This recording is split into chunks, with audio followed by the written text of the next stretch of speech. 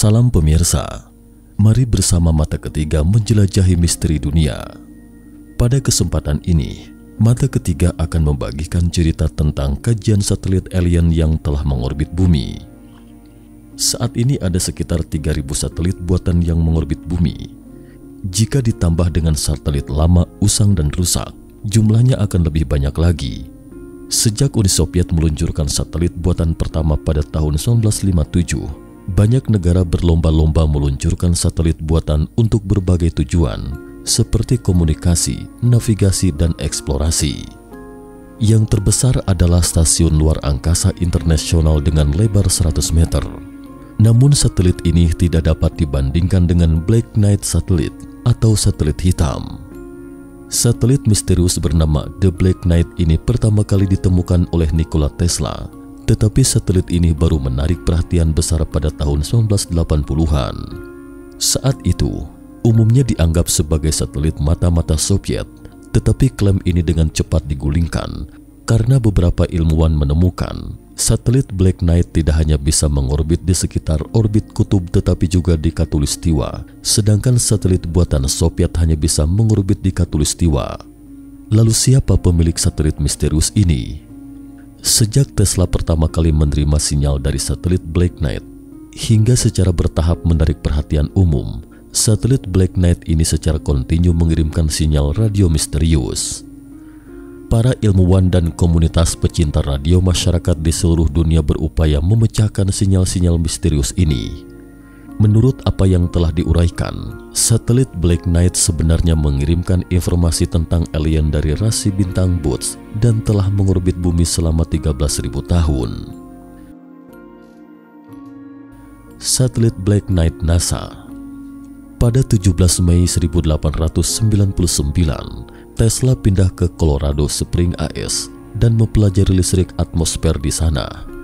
Dia mengamati sinyal petir melalui perangkat penerima buatannya sendiri dan menemukan gelombang stasioner atau gelombang tegak pada saat itu.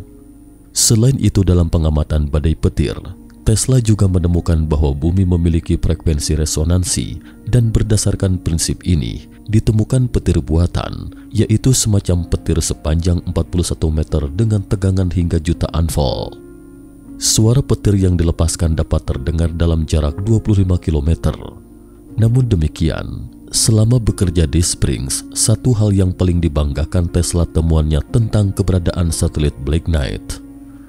Saat itu di malam yang sunyi, Tesla yang sendirian di laboratorium bermaksud menggunakan radio ciptaannya untuk menerima suara supernatural. Tetapi pada akhirnya dia menerima sinyal yang jelas dan tidak biasa. Kemudian melalui penelitian dan demonstrasinya, Tesla menemukan sinyal tersebut kemungkinan berasal dari suatu benda dalam orbit bumi. Selain itu, perlu diketahui bahwa satelit Black Knight awalnya bukan dinamakan satelit Black Knight. Namanya berasal dari Jacques Vallée yang bekerja di Observatorium Paris di Prancis pada tahun 1961. Ketika itu Jacques Vallée menemukan objek hitam yang mengorbit bumi, kemudian menamakannya Black Knight. Meskipun Tesla adalah yang pertama menerima sinyal radio dari peradaban alien, tetapi beberapa tahun kemudian, penemu dan insinyur listrik Italia Guglielmo Marconi juga menangkap sinyal radio misterius di luar bumi. Menurut beberapa peneliti, sinyal yang ditangkap Marconi dan Tesla mungkin berasal dari sumber yang sama. Pada tahun 1953, Dr. Lincoln LaFaz dari Universitas New Mexico menemukan satelit Black Knight lagi. Sejak itu Departemen Pertahanan AS mulai tertarik dengan satelit misterius ini dan merekrut astronom Clyde W. Tombaugh untuk membantu dalam penyelidikan. Sampai pada tahun 1957, satelit Black Knight muncul lagi di mata publik. Pada saat itu Menteri Komunikasi Venezuela Dr. Luis Corrales menemukan sebuah satelit di atas langit Caracas, ibu kota Venezuela. Awalnya Corrales pikir itu Sputnik 2 atau satelit buatan Uni Soviet.